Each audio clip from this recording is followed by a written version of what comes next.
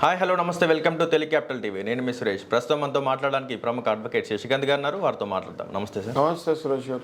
Sir, Maratha గడ్డపై పవన్ కళ్యాణ్ పంచుల వర్షం కురిపించారు. నిన్న రేవంత్ రెడ్డి సర్కార్ కూడా ఫెయిల్ అయిందని చెప్పేసి తెలంగాణ గవర్నమెంట్ మీద చాలా సెటర్లు వేశారు.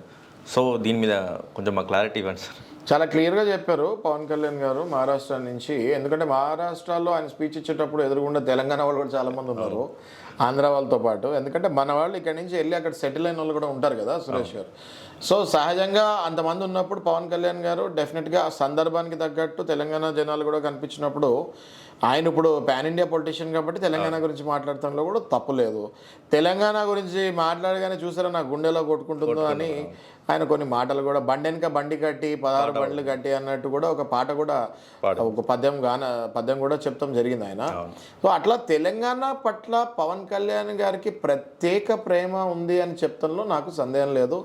ఎందుకంటే ఆయన ఇల్లు ఇక్కడ మన జూబ్లీహిల్స్లో చాలాళ్ళు ఆయన జూబ్లీహిల్స్లో నుంచి ఆపరేట్ చేసేవాళ్ళు, వాళ్ళ ఇల్లు ఇక్కడే ఉండేది. ఆయన షూటింగ్ కార్యక్రమాలు కానీ ప్రతి ఒక్కటి తెలంగాణ రాష్ట్రం విభజనకి ముందు జనసేన పార్టీకి పెట్టే ముందు కంప్లీట్గా పవన్ కళ్యాణ్ గారు తెలంగాణ వాసులాగానే ఉన్నారు. Though his native is from Andhra, he's Telanganite లాగానే ఉన్నారు తెలంగాణలో.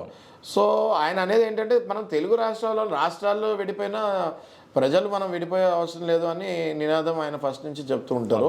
ఖచ్చితంగా ఫ్యూచర్లో పవన్ కళ్యాణ్ గారు తెలంగాణలో ఒక ముద్ర వేయబోతున్నారు అనే ఇండికేషన్ మొన్న మహారాష్ట్ర మీటింగ్ నుంచి ఇండికేషన్ ఇస్తాం జరిగింది. దానికి కారణం, దానికి నిదర్శనం ఏంటి అంటే ఆయన రేవంత్ రెడ్డి గారి ప్రభుత్వంలో మహిళలకు ఏదైతే ప్రతి నెల వేతనం ఏదైతే 2500 వాట్ ఎవర్ ఇట్ ఇస్ ఏదైతే ఇచ్చేది ఉందో అది ఇవ్వలేకపోయారు.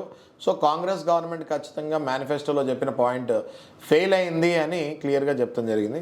మరి అక్కడి నుంచి ఆయన తెలంగాణ గవర్నమెంట్ కాంగ్రెస్ ఫెయిల్ అయింది అని చెప్పారు అంటే ఖచ్చితంగా తెలంగాణ పైన కూడా ఆయన గురి వేశారని చెప్పడంలో సందేహం లేదు. ప్లస్ ఆయనకి he has a very good relation with Revanth Reddy garu also. At the same time last time floods ఉన్నప్పుడు ఆయన ఆంధ్రాకి ఆయన ఓన్ డబ్బులు ఆయన వచ్చి రేవంత్ రెడ్డి గారికి కూడా 50 లక్షల కోటి రూపాయల చెక్ కూడా ఇస్తాం జరిగింది. ఆయనకు తెలంగాణ ప్రజల పట్ల ఎప్పుడూ అంతే ప్రేమ ఉంది.